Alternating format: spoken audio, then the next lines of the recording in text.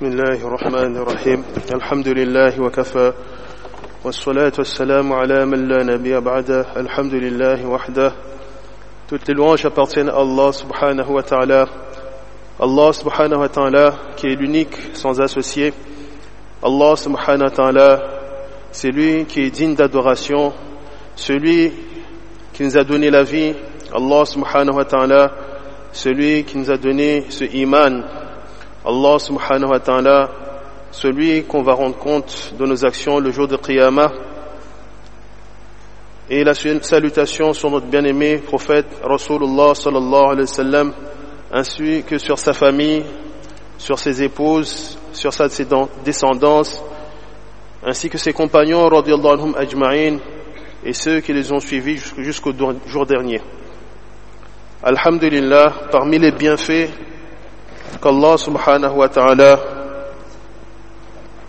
il nous a donné, c'est que Allah subhanahu wa ta'ala il nous a facilité l'accès à la masjid, l'accès à la mosquée.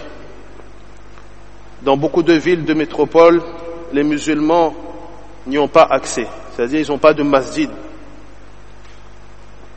ou la masjid elle est beaucoup trop loin, ou bien lorsqu'ils ont la chance de faire Jumu'ah, alors ils doivent faire des kilomètres aussi pour pouvoir accéder à la masjid. Dans d'autres pays musulmans également, on trouve que dès que la prière en jama'a, en congrégation, elle est terminée, alors les masjids sont fermés jusqu'à la prochaine mosquée aussi, jusqu'à la prochaine salat. Ici, alhamdulillah, les masjids restent ouvertes. De plus, dans chaque ville, au minimum, il y a une mosquée principale et aussi des salles de prière ibadat khana. On trouve aussi l'adhan qui retentit dans les différents micros dans la ville, aux heures de prière, sans que les non-musulmans ne soient effrayés par cela. Nos frères de France, lorsqu'ils viennent ici, ils sont émerveillés justement par cela, le fait qu'ils entendent l'azan, l'appel à la prière à haute voix dans les micros dans la ville. Donc ça c'est un bienfait de la part d'Allah. Maintenant reste à savoir si on est reconnaissant envers les bienfaits d'Allah subhanahu wa ta'ala, le bienfait de la masjid.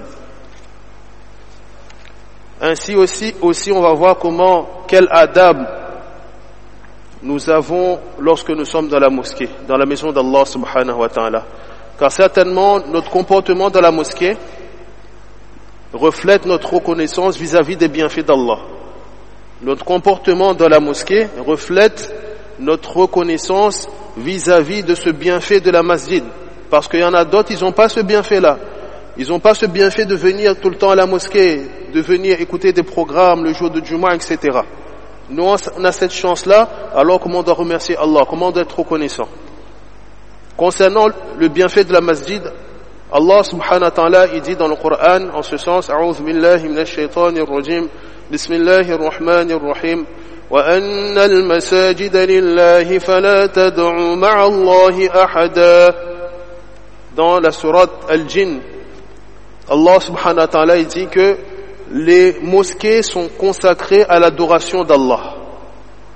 Et n'invoquez donc personne en dehors d'Allah, avec Allah subhanahu wa ta'ala. Donc on comprend que la masjid, ça, c'est la maison d'Allah, c'est la maison de personne. Personne ne peut revendiquer la masjid que ça c'est à moi.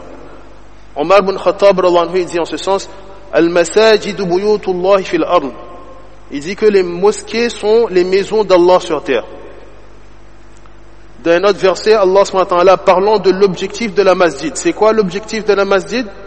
Allah subhanahu wa ta'ala il dit, A'udhu billahi minash shaitanir rajim. في بيوت أذن الله أن ترفع ويذكر فيها اسمه يسبح له فيها بالغدو والآصال. صدق الله العظيم. Allah subhanahu wa ta'ala dit que dans des maisons, c'est-à-dire dans des mosquées qu'Allah subhanahu wa ta'ala a permis qu'on élève, c'est-à-dire les mosquées, ça c'est les maisons d'Allah, et Allah subhanahu wa ta'ala il a honoré les mosquées. Et également sur des endroits où le nom d'Allah subhanahu wa ta'ala est évoqué. Alors les gens glorifient Allah subhanahu wa ta'ala en elle au sein de ces mosquées matin et soir. L'objectif de la mosquée, c'est quoi? Comment on évoque Allah subhanahu wa ta'ala. Et dans le tafsir de Ibn Abbas radiyallahu anhu, an turfa'a, que signifie ce terme-là? Ce terme signifie élever ici les mosquées, c'est-à-dire honorer les mosquées, que les mosquées soient honorées. Et c'est quoi ce que ça veut dire honorer les mosquées? C'est que Allah subhanahu wa ta'ala a ordonné que l'on purifie les mosquées des impuretés et des paroles futiles. Des impuretés, des choses qui vont salir la mosquée et des paroles qui ne sient pas à la mosquée. Aussi des actions et des paroles qui ne doivent pas être dans la masjid. Parce que la mosquée, on a compris que c'est la maison d'Allah subhanahu wa ta'ala. Et cela est rapporté dans le tafsir de Ibn Abbas radiyallahu anhuma. Aujourd'hui, masha'Allah, les efforts ont été faits pour construire les masajid, les mosquées. Nos mosquées sont belles, elles sont accueillantes, etc. Mais ce n'est pas le plus important, mes frères. Le plus important, c'est pas que les mosquées ils soient belles, mais il faut que les mosquées soient peuplées des serviteurs d'Allah et que l'on respecte justement les mosquées d'Allah subhanahu wa ta'ala. Dans le Coran, Allah subhanahu wa ta'ala, dans un hadith, Nabi sallallahu alayhi wa sallam, il dit en ce sens, concernant justement le fait d'embellir les mosquées, d'exagérer là-dessus, Nabi sallallahu alayhi wa sallam, il dit, la taqumu as-sa'atu hatta yatabaha an-nasu fil masajid. Le prophète sallallahu alayhi wa sallam, il dit que l'heure dernière ne viendra pas, le jour de Qiyamah ne va pas arriver tant que les gens ne vont se concurrencer dans l'embellissement des masajid. Donc dans la fin des temps, on va voir que les mosquées vont être embellies, vont être agrandies. On va faire souci pour que la mosquée soit belle, mais on va pas faire souci pour que la mosquée, il y a l'évocation d'Allah. Yatabaha ici, se concurrencer dans le fait d'embellir les mosquées, qu'est-ce que ça veut dire? C'est qu'une personne elle va dire que ma mosquée elle est plus grande que la tienne, elle est plus jolie que la tienne. Ma mosquée elle est plus élevée que la tienne. Donc la mienne c'est la meilleure mosquée. J'ai plus financé. Les gens vont se concurrencer là-dedans.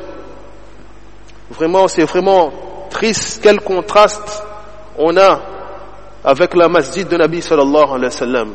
La masjid du prophète sallallahu alayhi wa sallam, les piliers ils étaient en tronc de dattier. Le toit c'était des feuilles de palmier. Le sol était fait de terre. Lorsqu'ils faisaient sujoud, lorsqu'il pleuvait, la boue était sur leur visage. Mais lorsqu'on faisait rentrer un homme musulman, 3 jours restés dans la masjid, il sortait avec iman. La ilaha illallah Muhammadur Rasulullah. Il ressortait avec quoi? Avec iman. Mais nous, malgré que les mosquées, mashallah, il y a les ventilateurs, il y a la clim, il y a le tapis, mashallah, alors le tapis il est plus confortable que nos matelas. Et malgré cela, les gens ils sont pas prêts à rester à la masjid. Dès que le imam il a dit assalamu alaykum wa rahmatullah du côté droit, il a même pas le temps de finir le côté gauche que les gens sont arrivés au pas de la porte là-bas. Subhanallah. Donc, cela pour montrer quoi? L'intention lorsqu'on va construire la masjid. Nous, on construit la masjid, on aide la masjid uniquement pour plaire à Allah, pas pour montrer aux gens. L'intention, elle est importante dans chaque action, mes frères. D'ailleurs, Allah subhanahu wa ta'ala, il fait les éloges, justement, des gens qui ont construit la masjid avec taqwa, avec la bonne intention dans le Coran. Et ici, il fait référence à la masjid Quba, en Arabie Saoudite. Première masjid a été érigée dans l'islam. Lorsque les compagnons, ils ont fait l'intention d'ériger la masjid Quba, tout proche de cette masjid-là, les munafiqs, les hypocrites, ils avaient fait l'intention aussi de construire une masjid. Hypocrites, ceux qui se faisaient passer avec l'apparence d'un musulman, mais dans leur cœur, il n'y avait pas Allah subhanahu wa ta'ala.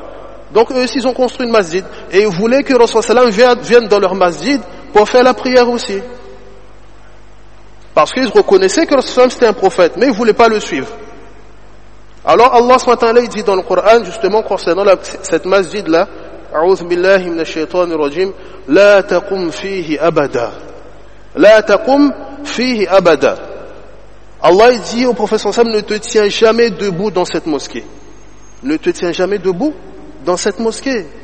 Elle n'a pas été construite pour le plaisir d'Allah, pour de mauvaises intentions. Mais Allah, qu'est-ce qu'il dit? Il dit, A'udhu billahi minash shaitanir rajim, la masjidun ussisa ala taqwa min awwal yawmin ahaqqu an taquma fihi. En parlant de la Masjid Quba, Allah SWT dit, car une mosquée fondée le premier jour sur la piété est plus digne que tu te tiennes debout pour faire la prière. En parlant de la Masjid Quba, parce qu'elle a été créée avec taqwa, avec les bonnes intentions. Ali bin Abi Talib radiyallahu anhu, il dit en ce sens que viendra un temps où il ne restera de l'islam que le nom. Il ne restera de l'islam que le nom. Il ne restera du Coran que les écrits, que l'écriture. Les gens ne vont pas faire un cas avec le Coran. Les gens, ils vont peupler les mosquées d'Allah subhanahu wa ta'ala, mais les masjids vont rester vides du souvenir d'Allah, de l'évocation d'Allah. On ne va pas faire dhikrullah. On ne va pas lire le Coran dedans, mais on va faire d'autres choses. Et les pires des gens, Ali Allah il continue, il dit que les pires des gens de cette époque seront leurs ulama. Les pires des gens de cette époque-là seront leurs ulama. D'eux commenceront les troubles et vers eux, ils vont terminer les fitnas. Les fitnas vont retourner vers ces gens-là. C'est-à-dire tout commencera et finira par les ulama.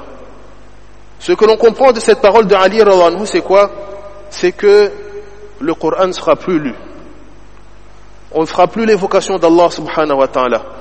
Les gens dans les mosquées seront occupés à d'autres choses, à parler du dunya, avec leur téléphone, à répondre dans les mosquées. Le téléphone il sonne, ils sont là, ils répondent dans la mosquée. À chaque fois il y a le téléphone qui sonne, il y a la musique dedans. Mais il n'y a pas l'évocation d'Allah subhanahu wa ta'ala dans la masjid. Du coup, les ulama arrêteront de conseiller les gens. Du coup, le mal va se propager. C'est pour ça, Ali dit, les pires des personnes dans cette époque-là, ça sera le ulama, ils vont pas conseiller les gens. Du coup, le mal, il va se propager. Et regardez mes frères, dans la masjid, lorsqu'il y a le bien qui descend dans la masjid, le bien, la rahma va se propager dans toute la ville. Maintenant, imaginez l'endroit où la rahma doit se propager, c'est là même les gens, ils sont en train de désobéir à Allah subhanahu wa ta'ala. Que dire de l'environnement autour de la masjid? Que dire de l'environnement dans les maisons? Si dans la masjid, même la masjid, il n'y a pas le adab, il n'y a pas le respect qu'on doit emmener dans la masjid. Donc la responsabilité des ulama, c'est quoi? C'est d'orienter les gens, de conseiller les gens. Et la responsabilité des gens, c'est quoi? C'est d'écouter les conseils des ulama, justement. De ne pas faire fi des paroles des ulama. Et justement, parmi les conseils que j'aimerais donner aujourd'hui, c'est que chacun d'entre nous doit faire l'effort pour amener le adab dans la masjid. Chacun d'entre nous doit faire l'effort pour amener le adab dans la masjid, parce que la masjid, c'est pas notre maison. La masjid, c'est la maison d'Allah. Al-masajidu buyutullah. Premièrement, premier adab qu'on peut noter, c'est déjà comment entrer dans la masjid. Nabi sallallahu alayhi wa sallam, il nous a enseigné, lorsqu'on rentre dans la masjid, on rentre avec le pied droit et on sort avec le pied gauche. Parmi nous, beaucoup, il ne faut pas attention à cela. Mais imaginez si on rentre avec le pied gauche dans la masjid, mais qu'est-ce qu'on va faire? Si on a commencé déjà par ne pas mettre la sunna, mais aller à l'encontre de la sunna. L'endroit où on rentre le pied gauche, en premier, c'est ça, c'est les toilettes. Mais on rentre comme si on rentre dans les toilettes. On rentre dans la masjid comme si on rentre dans les toilettes. On rentre avec le pied gauche, on ne fait pas un cas, et on sort de la masjid comme ça. Nabi sallallahu alayhi wa sallam, il dit en ce sens, concernant un autre adab de la masjid, il dit que إِذَا دَخَلَ أَحَدُكُمُ الْمَسْجِدَ فَلَا يَجْلِسْ حَتَّى يُصَلِّيَ رَكَعَتَيْنِ. Ça c'est une sunnah de Nabi sallallahu alayhi wa sallam. Il dit en ce sens que si l'un d'entre vous, il rentre dans la mosquée, alors qu'il fasse 2 rak'at avant de s'asseoir. Afin de faire quoi? De faire les salutations à la masjid. 2 rak'at avant de s'asseoir. Et cela lorsque c'est le moment permis, parce qu'il y a des moments où ce n'est pas permis de faire la salat. Donc les moments qui ne sont pas permis de faire justement ces 2 rak'at, c'est après la salat de Asr et après la salat de Fajr. Justement, il est interdit justement de faire cela. Maintenant, si on ne peut pas faire ces 2 rak'at là, alors les savants ils donnent une solution. Ils disent, lorsqu'on va rentrer dans la masjid, Alors on va lancer duroud sur le prophète sallallahu alayhi wa sallam, le plus petit duroud, et on va faire tasbih. Subhanallah, alhamdulillah, la ilaha illallah, Allah akbar. On se sera acquitté de la salutation de la masjid. Ça c'est au moment de Asr, après Asr et après Fajr. Un autre adab de la masjid c'est quoi? C'est ne pas élever la voix dans la masjid. Ne pas élever la voix dans la masjid et parler du dunya dans la masjid. Imam Bukhari, rahimahullah, il rapporte dans son kitab, il rapporte cette anecdote-là, rapportée par As-Sa'ib bin Yazid, radiyallahu anhu, il dit que j'étais en train de dormir dans la masjid, et j'ai vu, alors il était en train de dormir dans la mosquée, et un homme était en train de me jeter des pierres dans la masjid. Lorsque je me suis mis à regarder, c'était Amir al-Mu'minin, Omar bin Khattab, radiyallahu anhu. Il me dit, va et ramène ces deux-là, parce qu'il y avait deux personnes qui n'avaient pas respecté le adab de la masjid. Il a dit, Abdullah bin As-Sa'ib bin Yazid, va et ramène-moi ces deux personnes ici. Alors, il est parti, il a dit, je suis parti chercher ces deux personnes et je les ai amenées vers Omar, anhu. Il leur demanda, d'où êtes-vous? D'où venez-vous? Alors, ces deux personnes, ils ont dit, nous on vient de Taïf. Nous on vient de Taïf. On vient de très loin. Alors Omar bin Khattab, il a dit, si vous étiez des gens de Madina, alors je vous aurais fait fouetter. Si vous étiez des gens de Madina, je vous aurais fait fouetter. Vous êtes en train d'élever la voix dans la masjid de Nabi sallallahu alayhi wa sallam. Vous êtes en train d'élever la voix dans la masjid de Nabi sallallahu alayhi wa sallam. Vous n'avez pas de respect. Dans une autre version, Omar, il a entendu la voix d'un homme dans la masjid. Et là, il lui a dit, tu ne sais pas là où tu te trouves? Plusieurs fois, il a dit, tu ne sais pas là où tu te trouves? Dans une autre version encore, en sortant de la mosquée, il fit cette annonce à haute voix, Amir al-Mu'minin. En sortant de la mosquée, il dit ces paroles, il dit, dans cette mosquée, on n'élève pas la voix. Al-masjidu buyutullah. Les masajid sont les maisons d'Allah. Ce ne sont pas nos maisons. Dans nos maisons même, on aimerait qu'il y ait le calme, la tranquillité. Mais comment ramener le désordre dans la masjid d'Allah subhanahu wa ta'ala? Est-ce que c'est normal? Est-ce que c'est une chose à faire? La masjid, il y a des gens qui sont en train de faire lire le Coran, faire tasbih, faire la salat, et nous on emmène quoi? Le désordre dans la maison d'Allah. Na'oudhu billah. Il est rapporté de Khalf bin Ayyub qui était assis dans la mosquée, et là il y a son fils qui est venu lui demander quelque chose dans la mosquée. Alors on a vu Khalf bin Ayyub rahimahullah, il se mit debout et il est sorti de la masjid, puis il a répondu à son fils, à son garçon. Il s'est mis debout, il était dans la masjid, il est sorti, puis il a répondu à son fils. Alors les gens lui demandent, pourquoi tu fais cela? Il dit que ça fait des dizaines d'années que je n'ai pas parlé du dunya dans la masjid. Est-ce que je vais commencer aujourd'hui? Ça fait des dizaines d'années que je me retiens de ne pas parler du dunya. C'est pas aujourd'hui que je vais commencer. Nous parfois, il y a le téléphone qui sonne, alors nous-mêmes, on prend même pas la peine de sortir, on prend le téléphone, il y a quelqu'un qui est à côté de nous, il fait la salat, allô, ça va, salam alaikum, tout va bien, etc. Alors qu'il y a des gens qui sont en train de prier. Les gens sont en train de parler avec Allah subhanahu wa ta'ala, ils discutent avec Rabbul Alamin. Nous, dans la masjid, déjà, le téléphone il sonne, il y a la musique, et en plus on décroche et on parle tranquillement. Donc mes frères, vraiment, chacun d'entre nous, il doit faire ce souci-là. Cela est naturel que c'est la personne qui va honorer la maison d'Allah subhanahu wa ta'ala, Allah subhanahu wa ta'ala va lui donner une place spéciale. Ces gens-là qui vont honorer les habitants des maisons d'Allah, Allah subhanahu wa ta'ala va leur donner une place spéciale. Donc mes frères, ça c'est une chose que chacun d'entre nous, on doit faire attention à cela. Donc pour résumer quelques conseils, il est déconseillé d'hausser la voix dans les mosquées, même si c'est pour faire le dhikrullah, et même si c'est pour lire le Coran. Il est déconseillé de faire le dhikr à haute voix et de lire le Coran à haute voix dans la masjid. Et cela sera interdit de lire le Coran à haute voix, de faire le dhikr à haute voix si on est en train de gêner des gens qui sont en train de faire la prière. Cela sera interdit. Parfois on est là, il y a des gens qui sont en train de faire la prière, alors nous on est à côté, on est en train de discuter et c'est en train de déranger la personne. Ou parfois, il y a l'esplanade là-bas, il y a des gens qui parlent tellement fort, en train de rigoler, qu'ils sont en train de perturber les gens de la masjid. Maintenant, les gens qui sont en train de se disputer dans la masjid, ça c'est encore plus répréhensible vis-à-vis d'Allah. Dans la masjid d'Allah, on est en train de se quereller. Donc, maintenant c'est quoi le adab pour appeler quelqu'un dans la masjid? Alors qu'est-ce qu'on va faire? On va faire comme Umar ibn Khattab. Soit si on a quelque chose de doux, on va lancer sur la personne, ou on va faire un geste, un signe, pour montrer qu'on est en train d'appeler la personne, mais on ne va pas élever la voix. Et pour les gens, Inch'Allah, qui sont doux, Inch'Allah, alors il est conseillé de ordonner le bien et interdire le mal dans la masjid. Donc si on voit quelqu'un qui fait quelque chose de mal, qui est en train de ne pas respecter le adab de la masjid, alors gentiment, avec adab, on dit, mon frère, là on est dans la masjid, il ne s'y pas à téléphoner, c'est pas le moment de se disputer, etc. Non. Avec gentillesse, on lui dit, mon frère, si tu as besoin de parler, sors de la masjid, Inch'Allah. On va pas pour ne pas déranger les autres. Et la personne qu'on dit aussi, elle se vexe pas. Elle se met pas en colère aussi que non, moi je suis non. Là, on est dans la masjid d'Allah, alors tout le monde doit respecter. Ça, c'est la buyutullah. Maintenant, 4e conseil concernant les crachats dans la masjid, les ongles, les cheveux, la barbe, etc. Le prophète sallallahu alayhi wa sallam, pour terminer, dans un hadith, il dit, عن أنس رضي الله عنه أن رسول الله صلى الله عليه وسلم قال البصاق في المسجد خطيئة وكفارتها دفنها. Il dit, le prophète sallallahu alayhi wa sallam, parce que la masjid du prophète sallallahu alayhi wa sallam on a dit, le sol était en terre.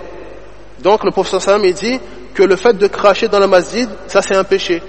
Et le fait de se racheter justement de ce péché-là, c'est d'enterrer le crachat. Dans un autre hadith, Aïcha elle rapporte أن رسول الله صلى الله عليه وسلم رأى في جدار القبلة مخاطا أو بزاقا أو نخامة فحكه. Aïcha elle rapporte que Rasulullah sallallahu alayhi wa sallam, devant le mur de la masjid qui faisait face au qibla, le prophète sallallahu alayhi wa sallam, il a vu la morve du nez, c'est-à-dire quelqu'un l'a enlevé sa morve de son nez et puis l'a jeté sur le mur. Ou bien le rapporteur avec un doute dit que c'était un crachat. Alors Rasul sallam il a vu ça et cette saleté-là était déjà sec. Donc Rasul sallam s'est mis debout et a gratté l'endroit pour enlever cela. Donc on comprend de ce hadith que les saletés dans la mosquée, comme le crachat, les ongles, les cheveux, la barbe, etc., ça c'est interdit ça. Si on s'est peigné la barbe, on a fait quelque chose, on a fait tomber quelque chose, alors on ramasse doucement et on ne laisse pas dans la masjid. Maintenant, concernant les saletés qui sont impures, les choses impures, alors ça c'est encore plus grave. On ne doit pas laisser des impuretés dans la masjid.